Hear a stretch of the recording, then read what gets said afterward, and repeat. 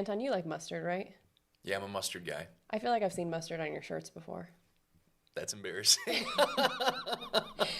Do you want to know how to get mustard out of your shirt? Yeah. Does it work for stadium mustard too, do you think? I think so. So here's what I learned today. Turmeric is what makes mustard such a pain of a stain.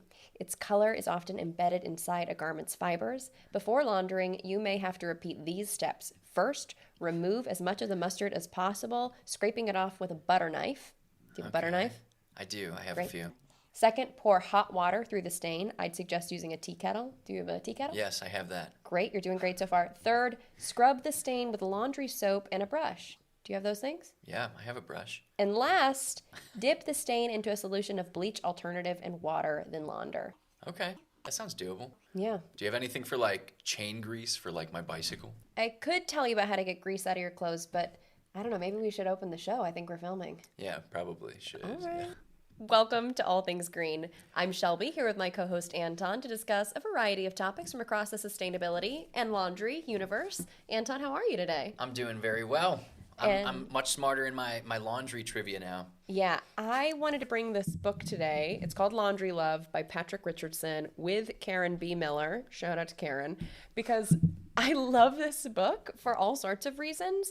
I thought it was very charming. When someone recommended that I read a book about laundry, I have to be honest, I was like, I'm probably not going to spend my free time on that. But then I was moving, I had a really long drive, and so I got the audiobook version and thought, maybe I'll learn something. And actually, it was so cute and charming and funny. Patric Richardson is the laundry evangelist. He's so good at making sure that your clothes stay nice for as long as they possibly can. Very sustainable. Very sustainable, which is why we're here. Because when I started thinking about how much I love this book, I was referencing it the other day to figure out how to get a ketchup stain out of something. It is baseball season after all. And then I thought, well, all of this is about how to do your laundry with more love for the planet. So I thought maybe we could talk about laundry today. Does that sound good? That sounds amazing. Okay. Let's talk about laundry. Laundry is one of my favorite chores, actually. There's not a lot of chores I would say that about, but how do you rank laundry on the scale of, doing dishes to doing yard work? Where does that sit for you? I mean, laundry's honestly up there. It's pretty easy to throw things in like the wash. So, Yeah, definitely. Yeah. Modern technology, we love Yeah. to see it. That said, laundry, the way that I learned to do it growing up, isn't exactly the kindest to the environment. And so I wanted to talk a little bit about how I learned to do it, and that's probably really similar to how a lot of people learn to do it, what I'm doing now, and then other things that we could all be doing to make our laundry more sustainable. Sound good? Yeah. Okay, great. Well, I'll start by telling you how I learned to do laundry. You can tell me if any of this resonates with you. Almost everything went on hot because we needed to kill the bugs, aka Okay. bacteria. Gotcha. Did you guys wash things on hot? Sometimes. Sometimes. It was mostly the whites though, I think. Yeah, that's pretty common. Like, oh, we want to keep them nice and white. We'll talk more later about how there Okay. are other ways to do that. But yeah, we always did like intimates, towels, the kind of thing that you'd associate with maybe a little more grime on hot. Gotcha. Also, everything I had went in the dryer. Did you use your dryer growing up? Yeah, but my grandma next door, she actually still hangs her laundry On like a line? on a line outside. I love the look of that too. Yeah, I do too, personally. Yeah. I got to get a laundry line this summer. Yes, Yeah. totally. Yeah. I also used a lot of different chemicals. So our laundry detergent had all these scents in it, and then I also used Yeah. fabric softener and all sorts of stuff. Does all that kind of resonate with what you learned too? Yeah, kind of. My parents would shell out for like the laundry detergents and stuff. They actually transferred to like I don't know, what is it, Zote or something like that? Like Yeah, Zotes. Yeah, they did that for a while, but then they were like, it's too much of a pain in the ass, so they switched Yeah. back to the laundry detergent. Well, those are all things that I used to do that I know that my mom still does, but I learned a lot from this book and also from all sorts of other sources. A couple of things were I linked a National Geographic article on ways to do your laundry in a more environmentally friendly way. Also, I learned a lot on YouTube, so especially this woman from a channel called My Green Closet, who was really good at talking about why your clothes exist the way that they do, the fabric content, etc. So I learned better ways to do my laundry, both for my clothes and for the planet. The biggest thing is just that I wear my clothes for a lot longer before I wash them. We work in pretty close quarters. Have you ever thought to yourself, maybe this is the wrong question to ask, because what if I get an answer I don't like? But Have you ever thought about, like, wow, Shelby, your clothes look or smell dirty? No, never. First of all, thank God. Yeah. Always a very pleasant omen coming from Shelby and her clothing. An omen. That's good. Well, thank you for saying that. I guess I was fishing for that compliment a little bit. But yeah, I wear things a lot before I launder them. And it depends on what you're using the clothes for, what kind of content they have, fabric content. So a synthetic fabric typically is going to hold on to oils and grime more than a natural fabric. Interesting. And so those do need to be laundered more often, especially things like gym wear with all of those synthetic materials. You probably wash those pretty much every time you wear them. But this wool cardigan, I don't know if I've ever washed it, if I'm being totally honest. Yeah. I mostly wear it layered over other things, so it's not making a lot of direct contact with my skin. And it's a natural fiber, so if it gets a little bit just musty, I can sort of put it up, hang it, spray it with a little vodka because that helps take care of any bacteria. Okay, good. And it's good as new without having to put it in the wash. And I actually have a wool anecdote. yeah, tell me all about it. My mother brought me home some wool socks from Croatia. They were actually like, it was wool harvested from the village where my grandmother was from and spun into material and used as socks. I still haven't washed those socks. Now, granted, I will wear socks underneath these socks because wool socks, it's only for the winter time. But like, yeah, trying to keep that same Croatia grit on there. Can't put it through the wash. Listen, my brain does go somewhere different when you say socks versus sweaters, but I'm not going to judge it. I've never thought, wow, you smell like a dirty wool sock. So, maybe I should try spraying it with vodka or something though, because I don't know. It really can. Otherwise, maybe it's, I don't know. I don't think my feet are that ridden with bacteria. I think you're probably doing okay. It's mostly like you would notice if it was getting dirty because it's going to have an odor, whether it's a sock or not. So one big step that I took was to just wear my clothes more often. And now that does come with the question of where do your clothes go when you've already worn them, but they're not really dirty enough to be laundered. First of all, nothing says you can't put them back in your closet. So a lot of times with things like jeans that are really hardy materials, I just put them right back in the same old pile. I don't need to separate them into ones that have never been worn and ones that have been worn once or twice. They're not going to make other clothes dirty by going back in. Once they get dirty enough to be washed, they go in the wash. I do have a few things that I separate, like if I've worked out and I think, well, that was only 20 minutes. I could probably wear those leggings again, but maybe I sweat in those. I don't want my drawer to start to smell like that. Then I can put it somewhere else to just let it air out so I get a little bit more use out of that. Do you do any of that kind of stuff? I hardly wash my jeans. Like they go through a lot of abuse before they hit the washing machine. They don't really need it. They're not, especially like those 100% cotton kind of stiff jeans. Like they don't really need to be laundered all that often. So that was a big change for me, just wearing things more often before I wash them. But also when I wash my clothes, I wash them all on cold now. Where I grew up, we washed a lot of things on hot, but washing things on hot actually releases a lot of carbon dioxide because you are using energy to heat up that water. Your water heater is getting so hot to be able to run a load like that. So actually, a statistic I found said you can save 800 pounds of carbon dioxide each year by making just 4 out of 5 loads cold water instead of hot water. And so that's a lot of carbon dioxide to not put out into the world just by washing your clothes in cold. There are some benefits to washing clothes in hot. If it's like really soiled, it can help kill bacteria, but most of your clothes don't really need to be washed that way. So now I wash basically everything on cold. It's also better for your clothes. A lot of us wear synthetic materials. Most of our clothes have some kind of synthetic material in it, unless you're really specifically looking for natural fibers. And those materials tend to break down in hot water. And that's bad for the lifespan of the clothes, and it also releases microplastics into the water. Yeah, I've heard about that. Yeah, so not good. Only use hot when you really need to sanitize something. And then we also talked about detergents. You said your family transitioned into using something besides traditional detergent. For a little bit, yeah. For a little bit. Did you grow up using fabric softener? Yeah, my parents did. Yeah, I did too, and I thought that you needed it. Okay. Somehow I thought that if I didn't use fabric softener, my clothes would be ruined. But then I learned that actually fabric softener seeps into your clothes and it basically stays there and it changes the texture. they say it's softener and it can make your clothes have this softer texture, but that's just because it's living in the materials. Ew, that's gross. It is gross, and it's really hard to wash out. It's chemicals that aren't necessarily great for our environment. So I stopped using fabric softener because ultimately the goal of fabric softener is to make sure that your clothes don't get too sort of like stiff when they're in the dryer. But I also stopped putting things in the dryer. And so now everything hang dries, and I don't feel the need to have a fabric softener. Anything that does go in the dryer, which for me is mostly just towels, because if they don't go in the dryer, they take forever to dry on the line, and they don't tend to be as soft. Yeah. I use these little dryer buddies. Have you heard of those? Are they like the little yarn balls or whatever? Yeah, you can use yarn balls. Mine are like kind of cuter. Okay.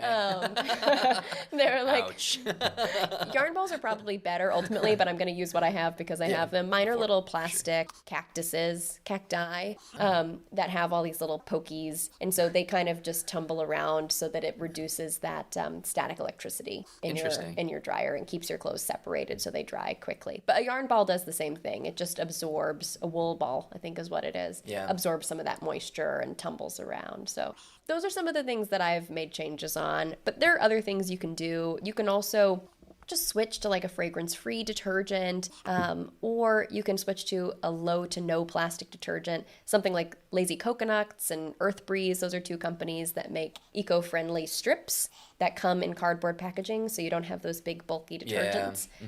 And we talked about microplastics. You can also use things like microplastic filters, or there's this bag called the Guppy Friend, where you can put all of your synthetic materials in the bag, and it'll help collect all those microplastics. Oh, that's cool. Yeah, that way we're not putting out things into the environment that really we don't want to eat later because it's all going into our water. Oh, yeah, 100%. Yeah. Yeah, I really want to try and cut down on plastics in my household. Right now we have like that big jug of Tide, that plastic jug, and yeah, I got to try that Lazy Coconut, I think. I mean, I don't know. Hashtag not sponsored. Hashtag would be sponsored. I was curious, I've told you a lot about what I've changed up to make my laundry work for me and hopefully work a little better for the planet. It's not perfect, but is there anything that you're doing that maybe is different or improved over how you learned to do it? Yeah, honestly, I stopped buying fabric softener, not really for the environment, but just because I was spending extra money on something I didn't really care for. So, I mean, that was an important change. Also, just running clothes on cold all the time. Like, I don't want to pay for the hot water, that just makes my gas bill go up. So economically, I guess I made some decisions that I didn't know would affect the environment, but yeah. And you said you want to get a laundry line. Are you drying your clothes in the dryer now, or are you putting them up on something else? Yeah, right now they're all going in the dryer. In the dryer. That's something I was like actually thinking about it on the way over. I threw a load in right before I biked over here, and I was like, it's really nice out. I think the clothes would be happier outside too. Yeah, and they get that fresh air smell. Yeah. Right now, I don't have a yard to be able to put my clothes on a line, but I hang dry everything on just like a little rack that I got online. And we have 2 of them. I live in a 2-person household, and that's normally enough for a week's worth of laundry. And it works really well. I am guilty. I said I like doing laundry, don't like putting laundry away. So I am guilty of leaving my laundry hanger full of clothes basically until the next time I need to hang laundry on it. But listen, it forces me to do that extra step of the chore. I also really quickly, before we move on, just want to point out that a lot of things we talked about, these adaptations, it really depends on your life situation, what's going to work for you. Right now, I have laundry in my unit in my apartment, and it makes it a lot easier to have some things go in the dryer and some things come home wet. When I used to go to a laundromat, it was terrible to have to take my wet clothes home and then try to hang dry them and then go back to get the clothes that were in the dryer, the towels. And so I kind of just wasn't able to make that work. And so, as always, we're not here to tell you that if you're not doing all these things, you're not doing enough. Any of these steps are reducing the emissions, reducing the amount of chemicals and microplastics we're putting into the world. So, do what works for you, but these are just some ideas. Yeah, I love that. Yeah. And we're actually going to talk a little bit more about some microplastics in our next segment. I'm ready to go. Yeah. So, Shelby, everybody knows that those single-use water bottles aren't great for the environment. Environmentalists are constantly preaching about, have that water bottle that you just fill up over and over again, right? Like this? Yeah. Or like this Terry mug that I use week after week. Yeah, something reusable, something that you're not going to throw away right afterwards. But Riverkeeper, a New York clean water advocacy organization, they actually created a campaign to convince people to drink tap water instead of bottled water. And I wanted to put it out there. A lot of people don't know that plastic water bottles come from the oil and gas industry in so many ways. Yeah, tell me more about that. So plastics are petrochemicals. Petrochemicals, they come from refining crude oil and sending it to a cracker plant. And it's not a cracker plant like Ritz crackers or something like that. Darn it. I know. Yeah, a cracker plant is a plant that takes that oil and they basically expose it to really high heats, and it kind of explodes into different pellets of plastic, which then they use fossil fuels to ship all around the world to make plastic products. Yeah, that doesn't sound a very pleasant process. So No. every time I'm drinking out of a plastic water bottle, I'm drinking out of the remains of oil and gas. Yeah, exactly. Yeah. And it's honestly not that healthy. We know that plastic water bottles, they of course contribute to climate change through carbon emissions and things like that. But And just pollution. I mean, seeing them in the ocean. oh yeah, Oh, I mean God. the caps and the water bottles, and it's not going to break down for like another who knows how long. So Exactly. But I have to say, something that I see is that people who are trying to make a good choice and avoid buying plastic water bottles will often buy things like our little reusable mugs. yeah. But they buy whichever one is cool now. Yeah, exactly. So- like every 6 months or something, they're just Yes. buying something new. Yeah. When I was in college, it was cool to have an Nalgene, and then it was cool to have some Yeti, and then it was cool to have those, oh God, those really, really expensive ones that were like insulated. You know what I'm talking about? And now it's those big Stanley cups that you see everyone wandering around with. Like, that's fine, but just know that probably if you did the life cycle analysis on making a new one of these, it's going to be worse than just one plastic water bottle. Like, Yeah. obviously we're encouraging getting away from plastic water bottles, but we're still over consuming Yeah. if you have a ton Use of your these. stuff, you know? Use your stuff. Use your stuff. Exactly. If you have a whole cabinet full of different mugs and travel water bottles for, 10 for every one person in your family, maybe like use those before you get another one. I say that knowing that this one's only about a year old, but it was a gift, and it's because I moved to Cleveland. Yeah, it is a very cool mug. What is that? you. That's the Guardians. It's the Guardians, Yeah, the that is Guardians pretty of cool. Traffic Cleveland, from Ohio. Cleveland. And Well, the water bottles, it is also nice to have a reusable water bottle because you're going to get a lot of microplastics that actually leach into your drinking water, the water bottle. We talked about PFAS before in a previous episode. Some water bottle companies, they have water bottles littered with that PFAS in them already. Like you buy it from the store, it already has PFAS. yeah. So some people think that drinking tap is maybe not great. It's contaminated. Well, your water bottles might be contaminated also. Which is so tough Yeah. because really there are places where tap water is a concern. Even here in Cleveland, Yeah. there are places where we see high levels of lead in water. And so I get it that someone might say, I don't have trust here. We've seen what happened in Flint. We're not always taking care of our people and their water. I'm going to buy a water bottle where I know what's in it instead of drinking out of the tap. But it sounds like we're kind of giving people a double-edged sword.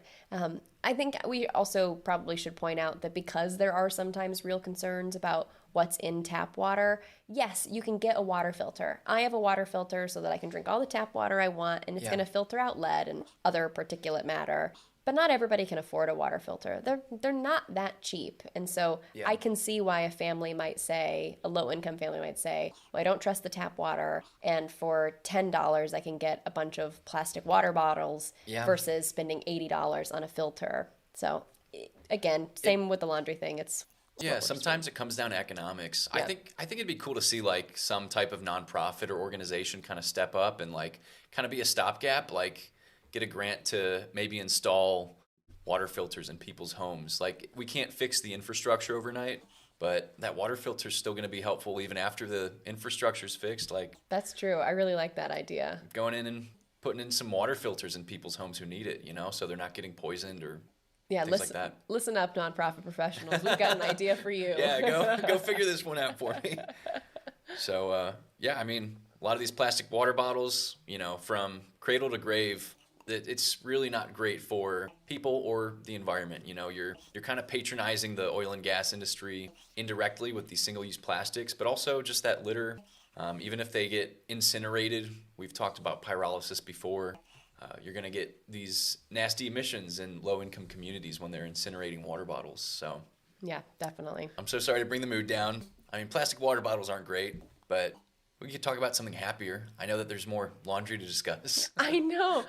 Listen, we did the whole laundry thing, and that's helping us take care of the environment and our clothes. But that brings me to thinking about our clothes. So let's go there. I know Yeah. you're a man of fashion. Am I? Well, we're working on it. Thanks.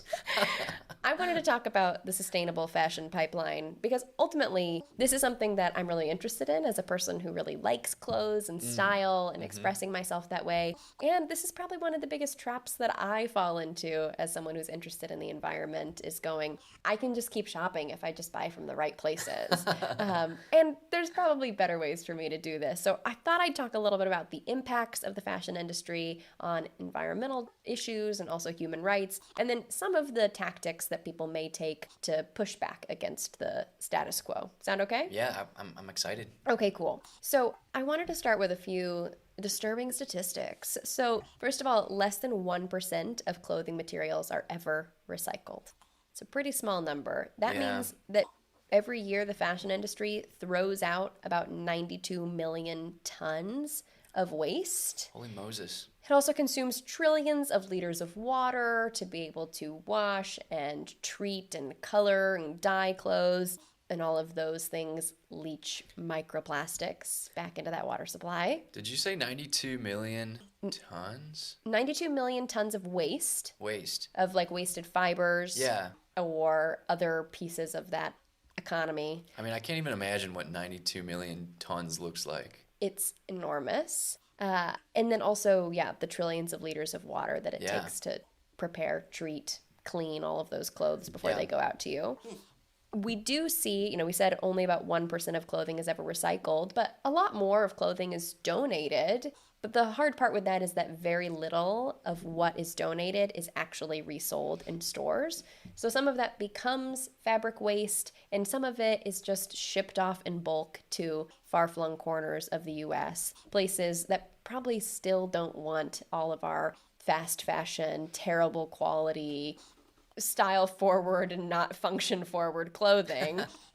They don't really need those clothes, but what else are you going to do with it? So we are essentially in this cycle of more.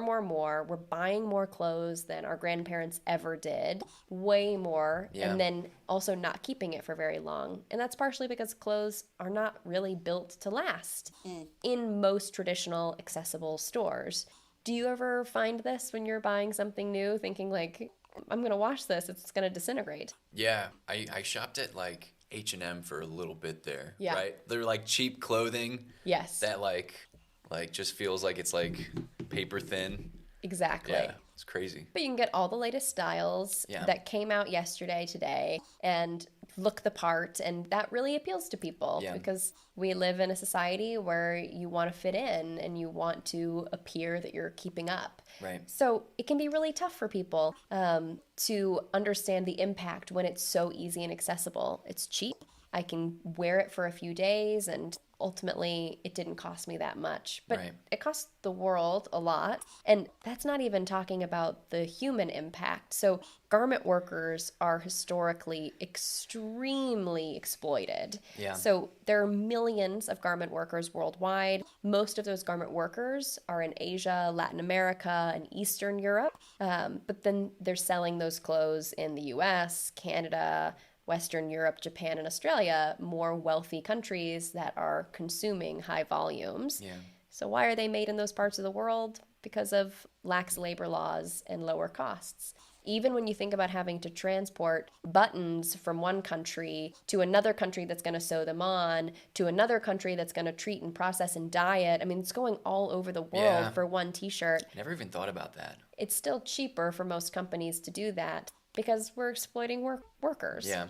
Some of the complaints from Human Rights Watch against garment workers, complaints that garment workers have Yeah. are firing pregnant workers, denying maternity leave, union busting, forced overtime, sometimes up to 7 days a week, 16 hours a day, sexual harassment and abuse, wage theft, or just extremely low wages, sometimes even breaking laws, child labor, and then, of course, unhealthy work environments, both in terms of the chemicals that workers are exposed to and skirted building codes, which can mean that people are trapped in buildings when those buildings burn, or they are in buildings that don't have enough light or circulation. Yeah. It's not a good place to be. And a lot of us kind of do know this to some extent. Yeah. But when you're at H&M, is that what you're thinking about? Probably not. No. Yeah.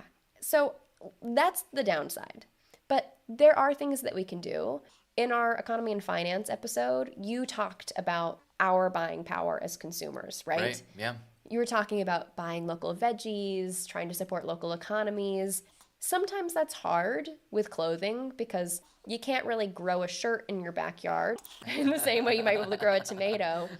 And clothing takes a lot of work to produce. And so it's not as easy to find a somewhat equivalent in cost local shirt as it might be to find a local potato.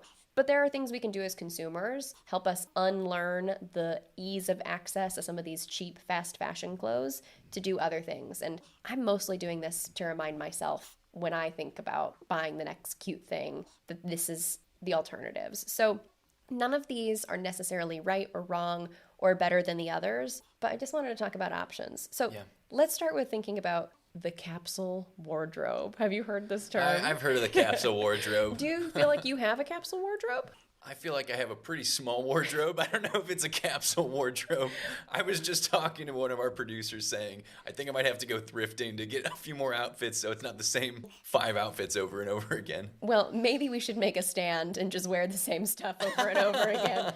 But, thrifting's a real option. Let's start with capsule wardrobing and go to thrifting. They can go hand in hand. So for anyone who doesn't know, capsule wardrobes are essentially like a really small, curated, seasonal wardrobe. So the idea, some people will put specific numbers to it, like 36 items for your season, and it's mostly basics with a few pops here and there of personality, things that can really be worn all together, that are pretty functional and efficient. And the idea is that during that season, you don't shop for anything else, you just wear what's in your capsule wardrobe, and you switch it out season by season, identifying gaps. So maybe last year you realized you needed some kind of light jacket, and so for your next season, you could buy that. So the idea, I think, is sound. It's saying you don't need all this variety. No one really cares. You can express yourself with small amounts of things. You can invest in nice pieces that will last you season after season. I think where sometimes we get in trouble with the capsule wardrobes is like, it should be perfect.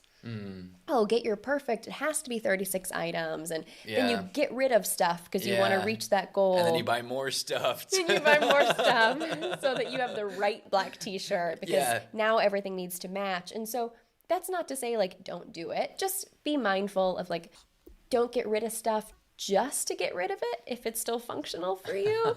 And if you want to pursue a capsule wardrobe, maybe let it take its time instead of getting rid of everything you have and starting over so that it can be perfect. Trends are going to keep coming and going, and you're probably never going to feel like you have the perfect wardrobe. So that's an option. But there's, I think, other better options.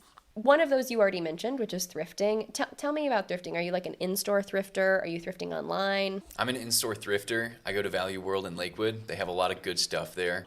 I don't have anything that I'm wearing right now that is thrifted from there. But your mug is thrifted. My mug is thrifted. That's right. The Terry mug. I really like thrifting. I think it's fun. You find like those really unique pieces. Maybe it's a little bit more difficult to do a capsule wardrobe. What do you think? I think it's probably more difficult because most of the time the idea of the capsule wardrobe is to like find the perfect thing instead of like the quirky thing. Yeah. And I do think we can still overconsume when we're thrifting. Oh, yeah. But, and you can also like buy things that are still made out of these synthetic materials that then leach microplastics into the world. So using like the guppy bags or filters we talked about earlier are still a good idea. But still, you're giving something a second life. You're preventing it from going straight into the landfill. It might go there eventually because we know that it's really hard to recycle textiles, especially synthetic ones. But I think it's a good option, and it's kind of fun, like you said. Yeah, it's like a great afternoon hang with friends or something like that. Totally. And, we said it might be harder to do the capsule thing. I think that's especially true if you're going thrifting in real life. To me, that feels like just luck, what you're going to find that day. But if you do want something more specific, there are also websites like Poshmark, ThredUp. Those websites, people can sell their clothes, or even like companies will send their excess clothes there to be resold at lower secondhand prices. So there you can type in your size, the materials you like, even brands, and get something that's really high quality, a lot of times new. I buy a lot of things online from Poshmark or ThredUp when I want something kind of specific and don't want to buy it new. You can still get it at good prices. That makes sense. Do you think I could find like a red Adidas jumpsuit? Absolutely. Or not a jumpsuit, tracksuit. Yeah. Tracksuit. I think we should look as soon as we finish recording. Yeah. And then I think you should wear it when you get it next week. That's important to me. I wanted to like embrace my Slavic, upbringing. Absolutely. And there's no better way to do it than a tracksuit. We'll work on that. When we have other options here besides thrifting, you can also buy from more eco-friendly brands. Now, I want to kind of warn people about this one because of ding, ding, ding, greenwashing. We've talked about it before. Yeah. How often have you been shopping and every website is like, we're eco-friendly? Yeah, every website now, every one of them. I'm like, oh, great. If everybody's 100% eco-friendly, then we have nothing to worry about, right? Absolutely. But this is the thing I said. This is the trap I fall into. Oh, I can buy that because it's eco-friendly, when really maybe I don't need another thing in the first place, and it's still buying something new. So it's not a bad thing. If you need something new, great. Go use something like, there's a website called Good On You that helps you kind of wade through the greenwashing and see who's really doing a good job, so you can find the best option for the thing that you need. But also, just think about whether we need the things in the first place. Again, I'm talking to myself here. Something I've been considering, and especially you mentioned that we are trying to get dressed every week to be on camera, and I was thinking, oh, I'm going to run out of stuff, but I don't want to buy a bunch of stuff. Have you ever thought about renting? I've never thought about renting. Did you ever have to rent like a tux or a suit for prom or a dance or anything like that? I've never actually had to. I guess I've heard of like renting wedding dresses, but not like actually like day-to-day wear. Yeah, so there are websites like Newly and Rent the Runway, say that 5 times fast, that you can rent clothes, and they'll send you boxes every month or however cadence you want to receive those clothes. So that's something that I have been considering, so that I get a new batch of things that feel kind of like shopping. But ultimately, I just get to send it back, and I'm not sending it back to be discarded. I'm sending it back for someone else to wear. So that can be an option. They're not as affordable as I thought they might be, but you are still getting lots of items. And even when I buy something new, sometimes I only wear it a few times before I realize, oh, well, that season is over and now I can't wear that dress anymore. Yeah. So I think that's a good option. You can also learn to sew your own clothes. Have you ever tried anything? No. Me neither. I'd love to. This, I think, is the closest to that agriculture episode where we talked about being able to just garden in your backyard. Listen, we're asking people to do a lot of things here. Yeah. You need to learn to garden. You also need to learn to sew. You also need to do your laundry differently. One step at a time, guys. Right, exactly. Do the things that spark joy. But if you're interested in clothing like I am, and you want something that you could do with your hands that's not just watching TV or sitting on your phone, maybe you could learn. There are a ton of resources online, and I know that my library actually rents out or allows people to borrow sewing machines. So there are some low barrier to entry ways to get started. Now, you don't make your own clothes, but have you ever tried to repair them? I usually send those pieces of clothing to my mother to get repaired. Listen, moms are great for that. Moms are great. My mom absolutely would hem my pants and things like that. Yeah. But even if you don't know how to do it, again, you could learn. We do these Fix It Cleveland workshops here in Northeast Ohio where anyone can show up and say, I need help learning how to darn my socks. So you could gain those skills. You could give it to your mom if your mom is good at sewing and you have one around. But you can also take it to a tailor and pay someone for those skills. Actually, the shirt that I'm wearing now, I've had this shirt probably for 7 or 8 years. I bought it when I worked at a fast fashion company. And it just didn't fit right. And so I thought about getting rid of it. How hard would it be to replace essentially a simple patterned tank top? But but I had this kind of thing in mind. And I thought, well, I like a lot of things about this. I think it's a relatively high quality piece. And so I went and had them adjust the strap so that it fit me better. And now I wear it all the time. Yeah, awesome. So that's an option. Everything we've talked about are very much things you can do with your lifestyle. But I also want to pitch just one more thing. Okay. Policy change. Hey. The EU, the European Union, actually has recommended some policy changes that would make it a requirement for garment companies to have a certain amount of the materials be recycled. So there are some pushes here and there to change the way that we consume and create clothing. There's also lots of pushes on just taking care of garment workers from that perspective. I do think that we as consumers have a responsibility here to reduce the demand and make better choices, but we're still living in systems, so policies can help us do that. That sounds awesome. I love the idea of bringing it back to policy. I think that's the way that things get done most often. Yes. So that's awesome. Awesome. Well, Anton, thanks so much for talking all things green with me today. My pleasure. You want to tell everybody how they can keep up to date with us? Yes, I do. If you'd like to stay connected to us, be sure to follow us on Instagram and TikTok at One Planet Media. That's ONE1. And if you'd like to rewatch full episodes, check out our YouTube channel, All Things Green Show. You can find all of our sources from today's episode in the show notes. We'll be back the same time next week to bring you more news. Thank you for being a part of the global sustainability movement.